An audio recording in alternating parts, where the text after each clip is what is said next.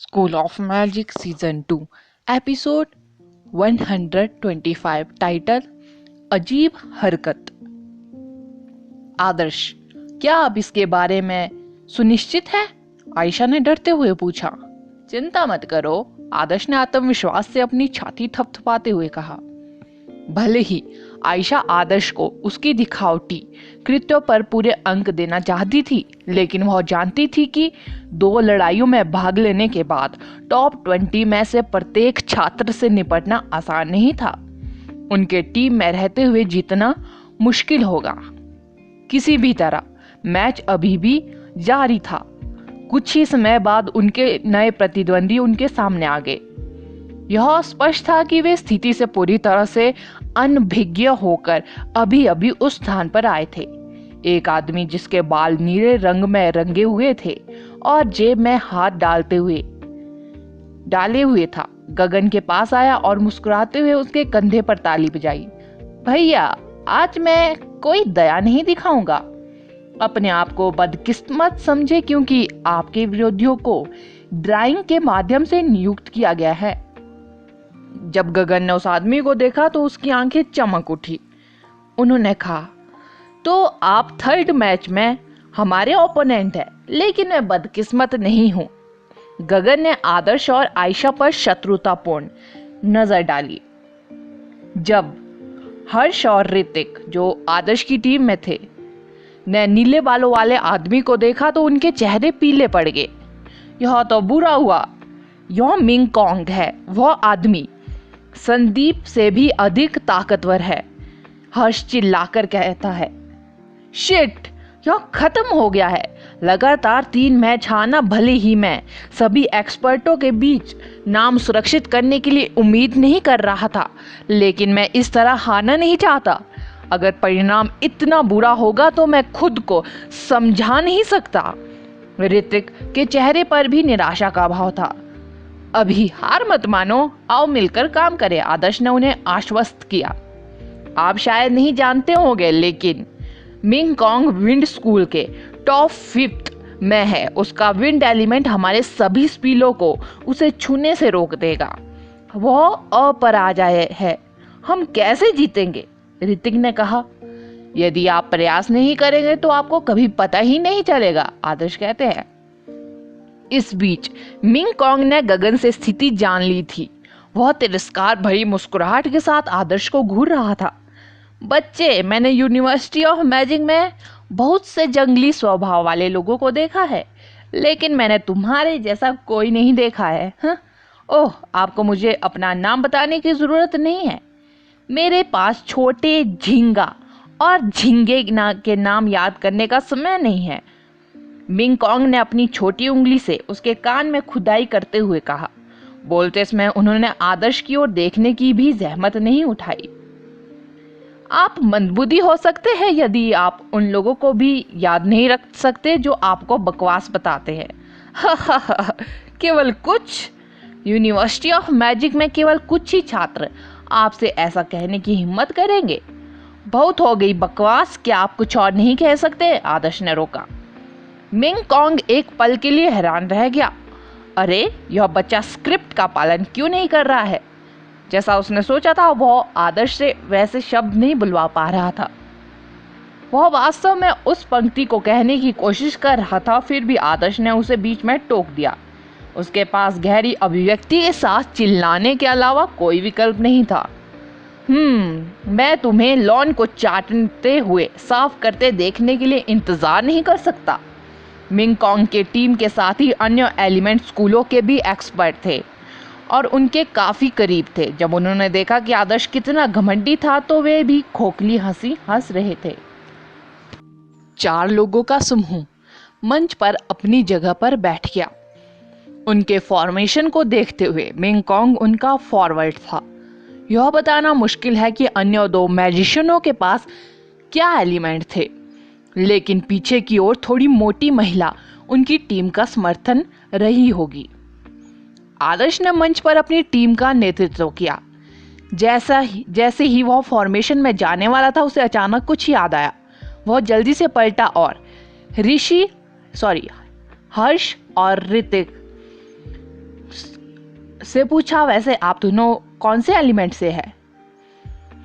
ऋतिक और हर्ष ने अपने चेहरे को हथेली पर रख लिया, जैसे कि वे कहना चाह रहे हो कि आप केवल अभी ही क्यों पूछ रहे हो।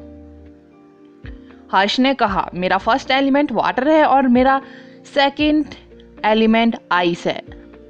ऋतिक ने कहा, मेरा फर्स्ट एलिमेंट विंड है और सेकंड एलिमेंट फायर है। आयशा आदर्श को अपने एलिमेंट बताए बिना वहीं खड़ी रही, क्योंकि वह पहले से ही जानती थी कि उसके पास क्या है। मेरा फायर और लाइटनिंग है, आदर्श ने अपने साथियों से कहा। ओह ओह, गगन के समान ही। जब लड़ाई शुरू हो तो तुम दोनों अपनी इच्छा अनुसार अटैक करो।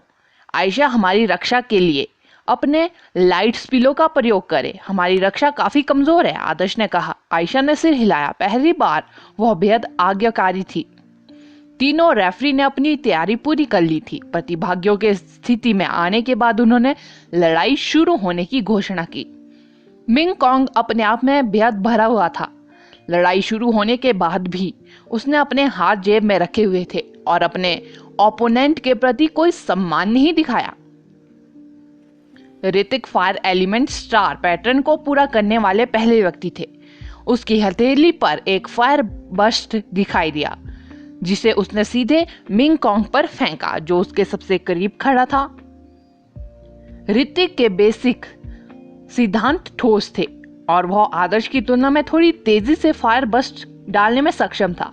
टॉप 20 में स्थान पाने वालों को वास्तव में कम नहीं आंका जाना चाहिए। वह व्यक्ति स्टार पैटर्न को इतनी जल्दी पूरा करने में सक्षम था, भले ही फायर एलिमेंट उसका सेकंड एलिमेंट था। फायर के गोले के रूप में आग का विस्फोट हवा में उड़ता हुआ और मिंगकॉन्ग की ओर सटीक रूप से गिरा। मिंगकॉन्ग ने ना तो अपना सिर उठाया, ना ही अपनी हाथों को जेब से बाहर निकाला। फिर भी उसकी आकृति अचानक धुंधली हो गई। जैसे ही वह जहां खड़ा था वहां आग का विस्फोट हुआ था। वह आदमी पहले से ही 10 मीटर दूर जा चुका था। फायर की लपटें केवल उसके पीछे छवि को ही छू पाने में सक्षम थी। मिंगकॉन्ग के चेहरे पर धीरे धीरे मुस्कुराहट उभर आई। ऐसा लगा जैसे वह बस वहीं खड़ा था और हमला करने के लिए कह रहा था। ऋतिक, जिन्होंने यह मान लिया था कि यह महज किस्मत थी, ने एक बार फिर फायर बस्ट का डालने का रूपांतरण किया, लेकिन नतीजा वही निकला। मिंगकॉन्ग ऋतिक के साथ बेवकूफी कर रहा था, क्योंकि उसने केवल आखिरी सेकंड में ही मैजिक को चकमा दे दिया था। आगे बढ़ो, तुम सबको एक ही समय पर अटैक करना चाहिए। क्या तुम्हें सच में लगता है कि धीमा बेसिक स्पिल मुझे छूने वाला है? मिंगकॉन्ग ने तिरस्कार पूर्वक उपहास किया। हर्ष जल्द ही हमले में शामिल हो गया। वह मिंगकॉन्ग की गतिविधियों में बाधा डालने के लिए अपने आइस स्प्रेड का उपयोग करने की योजना बना रहा था, इससे पहले कि आइस लॉक का उपयोग करके उसे गंभीर झटका दिया जाए। हालांकि मिंगकॉन्ग उससे भी आसानी से बचने में सफल रहा। हर्ष द्वारा इंटरमीडिएट आइस स्पिल डालने के बाद भी वह एक अन्य बेसिक स्पिल फ्लाइंग शैडो के साथ आसानी से स्पिलों के बीच बुनाई करने में सक्षम था। शैडो एलिमेंट और विंड ट्रैक के संयोजन ने उसकी गतिविधियों को पूरी तरह से अप्रत्याशित बना लिया। ऋतिक और हर्ष ने अपने इंटरमीडिएट स्पिलों का उपयोग करना शुरू कर दिया था, फिर भी मिंगकॉन्ग ने अपने फ्लाइंग शैडो और विंड ट्रैक के साथ उन्हें चुनौती देना जारी रखा। पूरी लड़ाई के दौरान उसके हाथ उसकी जेबों में ही रहे। कुछ लड़कियां उसकी जय जयकार कर रही थी, क्योंकि वह कितना अच्छा लग रहा था। आदर्श ने बड़बड़ाते हुए कहा, उस आदमी की हरकत लगभग समीर के बराबर है। हालांकि आदर्श पहले से ही एक बुरा विचार लेकर आए थे। उसकी आंखें चमक उठी, लोमड़ी की तरह चालाक। आदर्श की हथेली पर फायर की लपटें उठी। उन्होंने स्टार पैटर्न नहीं बनाया, क्योंकि इसकी ऑरा बहुत स्पष्ट था, जो आसानी से उनके विरोधियों का ध्यान आकर्षित कर लेता था। वह फायर बस्ट का भी इस्तेमाल कर रहा था। आदर्श ने अपना मैजिक आगे बढ़ाया, गुप्त रूप से इसे ऋतिक और हर्ष के हमलों के साथ मिला लिया। School of magic season 2 episode 126 title अप्रत्याशित आग विस्फोट। द्वंद्व युद्ध स्थल पर सफेद पाला छाने लगा। इस प्रकार चमकीली आग के गोले को उस स्थान पर उड़ते हुए देखना बहुत आसान था। मिंगकॉन्ग ने पहले ही देख लिया था कि आग के गोले का इस्तेमाल उस पर गुप्त हमले के रूप में किया जा रहा है। उसने तुरंत ही वह निर्धारित कर लिया कि आइस लॉक से घिरे रहने के दौरान वह आग के गोले से कैसे आसानी से बच जाएगा। फायर बस्ट बिल्कुल सही समय पर डाला गया था, ठीक उस गैप के बीच जिसमें वह पीछे हट रहा था, क्योंकि आइस लॉक दोनों तरफ से आ रहे थे। अन्य मैजिशियन संभवतः अपने डिफेंस इक्विपमेंट बुलाएंगे, लेकिन मिंगकॉन्ग कोई साधारण मैजिशियन नहीं था। हो रहे हमलों के बीच भी वो आश्वस्त रहेगा। मैं तुम्हें एक वाटर बैरियर दूंगी, टीम के पीछे की मोटी महिला ने कहा। नहीं, यह ठीक है, मिंगकॉन्ग ने हमलों से बचते हुए उत्तर दिया। आइस लॉक दो मोटी मजबूत जंजीरों की तरह लंबे समय तक रहने वाली ठंड के बीच बेतहाशा उड़ गया। एक ही प्रहार इतना जोरदार था कि कुछ हड्डियां टूट जाए। मिंगकॉन्ग ने चालाकी से वेंट्रैक का इस्तेमाल थोड़ा आगे झुकने के लिए किया, जैसे कि वह तेजी से आगे बढ़कर हमलों से बचने जा रहा था। हर्ष ने उसकी दिशा बदलते देखी और तुरंत आइस लॉक के लक्ष्य क्षेत्र में हेरफेर कर लिया। उसके आश्चर्य के लिए मिंगकॉन्ग ने तुरंत विंड ट्रैक की दिशा बदल दी, या अधिक सटीक रूप से उसने पहले से ही एक और विंड ट्रैक बिछा लिया था। उसने अचानक दिशा बदली और हवा की मदद से फुर्ती से पीछे की ओर फिसल गया। उसके हाथ अभी भी जेब में थे। जमीन पर फिसलने की उसकी गति हवा के राजकुमार की तरह सुंदर थी, जो दर्शकों के बीच लड़कियों को जोर से चिल्लाने के लिए प्रेरित कर रही थी। यह अभी अंत नहीं है। मिंगकॉन्ग ने सुर्खियों और चीखों का आनंद लिया। उनके चेहरे पर आत्मविश्वास भरी मुस्कान थी। आइस लॉक से बचने के लिए वह पीछे की ओर फिसला, फिर अचानक अपनी दाहिनी ओर झुक गया। उसके ऊपर से एक अग्नि विस्फोट उतरा था, मानो वह लंबे समय से उसका इंतजार कर रहा हो। मैं तुम्हें पहले ही बता चुका हूं, यह बेसिक स्पेल बेकार है। मिंगकॉन्ग अपनी गतिविधियों की दिशा बदलने में अच्छा था। फायर बस्ट के प्रभाव क्षेत्र से बचने के लिए वह तेजी से दूसरी दिशा में चला गया। एक जोरदार विस्फोट हुआ। जैसे ही वह सामान्य फायर विस्फोट की तरह जमीन पर गिरा, विस्फोट हो गया, जिससे आग की लपटों का एक बड़ा बादल पैदा हो गया। बादल में जलती हुई जीभें उसके परिवेश में 10 मीटर तक फैली हुई थी, जैसे विशाल ज्वलंत सांप अपनी पूंछ हिला रहे हो। विस्फोट से उत्पन्न सदमा भी चौंकाने वाला था। यहाँ तक कि 2 बर्फ की जंजीरें भी थोड़ी दूरी पर खिसक गई। मिंगकॉन्ग को भरोसा था कि वह फायर बस्ट के कवरेज के ठीक बाहर था, लेकिन उसने कभी नहीं सोचा था कि फायर बस्ट सिर्फ सामान्य प्रकार का नहीं था। इसके प्रभाव क्षेत्र ने उसे आश्चर्यचकित कर दिया, जो 20 मीटर से भी अधिक था। एक साधारण फायर विस्फोट, यहाँ तक कि एक 100 सीड के साथ, केवल 10 मीटर के व्यास को कवर करेगा। मिंगकॉन्ग विस्फोट से लगभग 12 मीटर दूर था। न केवल वह आग के विस्फोट से सुरक्षित था, बल्कि उसने विस्फोट से उत्पन्न झोंकों पर अपने बालों को खूबसूरती से नाचने देने की भी योजना बनाई थी। हालांकि आग की लपटें 10 मीटर की दूरी तक नहीं रुकी। उन्होंने उसे हवा में उछाला और जमीन पर पटक दिया और आग की लपटों में जला दिया। उसके नीले बाल बिखरे हुए थे और अब थोड़े जले हुए भी थे।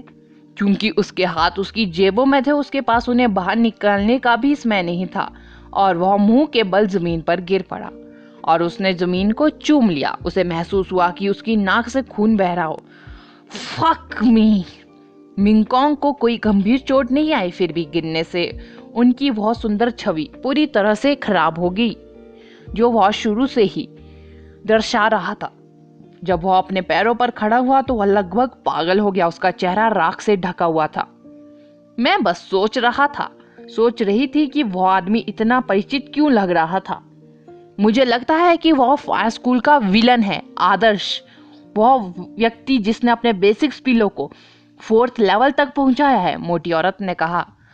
और तुम अब मुझे बता रही हो? मिंगकॉन्ग चिल्लाया। बकवास के लिए उसने कभी भी उस फायर बस्ट जितना शक्तिशाली कोई बेसिक स्पिल नहीं देखा था। यह लगभग एक इंटरमीडिएट स्पिल के बराबर था। मिंग कॉन्ग ने अतीत में अनगिनत विरोधियों का सामना किया था, फिर भी वह कभी किसी ऐसे व्यक्ति से नहीं मिले जो बेसिक पिलो पर अपना पैसा बर्बाद करते हो। उनकी रोज फ्लेम्स है जो उनके फायर पिलो की शक्ति को 2.5 गुना बढ़ा देती है। फायर बस का 4th टियर भी शक्ति को और बढ़ाता है। परिणाम स्वरूप उसका फायर बस सामान्य फायर बस से 5 गुना अधिक मजबूत होना चाहिए। यह लगभग आधा इंटरमीडिएट स्पेल है, महिला ने उन्हें सूचित किया। लगता है मैंने इसे गलत समझा। मैं बहुत समय से उनका ध्यान आकर्षित कर रहा हूँ। मुझे मत कहो कि तुम में से किसी ने कुछ नहीं किया, मिंग कॉन्ग ने कहा। बिल्कुल नहीं। क्या तुमने नहीं देखा कि मेरा आइस लॉक पहले से ही? हे बैटल मैजिशियन ने चमकदार लाल लिपस्टिक लगाकर हंसते हुए कहा। मैं उस कुख्यात आदर्श को तुम्हारे पास छोड़ दूंगा। अफवाहों में उसे विनाश मशीन बताया गया है। हम दूसरों पर ध्यान केंद्रित करेंगे, मार्शल अर्थ एलिमेंट छात्र ने कहा। जब मिंग कॉन्ग को पता चला कि उसके साथी पहले से ही अपनी चालें चल रहे हैं, तो उसने तुरंत भीड़ के सामने शर्मिंदा होने के विचार को दूर कर दिया। वह अभी भी गिरने से होने वाले दर्द को महसूस कर सकता था, फिर भी यह कुछ खास नहीं था। उसने गंभीरता से लड़ने का फैसला किया था, क्योंकि उसके पिछले उदासीन रवैये से उसे रेफरी से बहुत सारे अंक नहीं मिलेंगे। तो क्या हुआ अगर वह अटैक पिलो से भरा हुआ है, तो भी मैं उसे आसानी से नीचे गिरा सकता हूँ। मिंग कॉन्ग ने अपना आत्मविश्वास फिर से बनाने की कोशिश की। जैसे ही उसकी उंगलियों के बीच एक काला ऑरा प्रभावित हुआ और धीरे धीरे किसी तेज चीज में बदल गई। विशाल शैडो स्पाइक, शैडो रोज कांटे। मिंग कॉन्ग ने अपनी उंगलियां फैला दी। काले ऑरा काले कांटों में परिवर्तित हो गया, जिसे उसने अपनी उंगलियों के बीच पकड़ रखा था। कुल 3 स्पाइक्स थे। मिंग कॉन्ग ने स्पाइक्स को बाहर फेंका और वे हवा में गायब हो गए। उसके आदेश पर हमला करने की प्रतीक्षा कर रहे थे। प्रथम स्तरीय और द्वितीय स्तरीय विशालकाय शैडो स्पाइक के विपरीत 3rd लेवल विशालकाय शैडो स्पाइक और भी अधिक खतरनाक था। 3 स्पाइक्स एक निश्चित अवधि के लिए शैडो में छिपने में सक्षम थे। एक बार जब वे बिछा दिए गए तो एक विचार आसानी से किसी एक लक्ष्य पर हमला कर सकता है। पहला स्पाइक लक्ष्य की गति को रोक देगा, दूसरा स्पाइक लक्ष्य के विचारों को बंद कर देगा और तीसरा आत्मा को सील कर देगा। मूलतः जो कोई भी पहले शैडो स्पाइक की चपेट में आ गया, वह अब हिलने डुलने में सक्षम नहीं होगा। यदि दूसरा स्पाइक उतरता है तो यह लक्ष्य के विचारों को बंद कर देगा, जिससे लक्ष्य को कोई मैजिक करने से रोका जा सके। तीसरा स्पाइक सबसे खतरनाक था। यह किसी भी आत्मा में प्रवेश कर जाएगा, लक्ष्य को गंभीर क्षति पहुंचाएगा, जिससे बहुत पीड़ा होगी। यदि चोट का इलाज सही समय पर नहीं किया गया तो बल को आत्मा को नष्ट करने की इजाजत दी गई। यह लक्ष्य के जीवन काल को कम करने के समान होगा, कुछ अपरिवर्तनीय। आदर्श अभी तक अपने शैडो एलिमेंट इंटरमीडिएट स्पिल को 3rd लेवल तक ले जाने में असमर्थ था, लेकिन वह किसी अन्य की तुलना में इसके भयानक प्रभावों से अधिक परिचित था। वर्तमान में विशाल शैडो स्पाइक पास में ही कहीं छिपे हुए थे। आदर्श को काफी समय तक सतर्क रहना होगा, क्योंकि उसे कोई अंदाजा नहीं था कि विशालकाय शैडो स्पाइक्स कम हमला करेंगे। ऐसा कहा जा रहा है कि विशाल शैडो स्पाइक्स स्वतंत्र रूप से घूमने में असमर्थ थे। उन्हें अपनी स्थिति छुपाने के लिए शैडो पर निर्भर रहना पड़ता था। तेज रोशनी में उन्हें जलाने से उनकी शक्ति काफी कम हो जाएगी। मुझे लाइट प्रोटेक्शन देने के बारे में चिंता मत करो। मिंग कॉन्ग इतना मूर्ख नहीं है कि तुरंत अपने विशालकाय शैडो स्पाइक का उपयोग कर सके।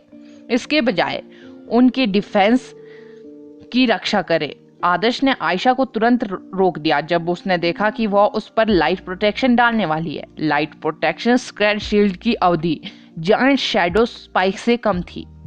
मिंग कॉन्ग अपनी चाल चलने से पहले सुरक्षा खत्म होने तक बस इंतजार कर सकता था। आयशा बस उस पर कीमती डिफेंस बिल बर्बाद कर देगी। आयशा ने सिर हिलाया और अपना ध्यान ऋतिक और हर्ष पर केंद्रित किया। अगला एपिसोड जानने के लिए बने रहे मेरे इस चैनल के साथ। Thank you.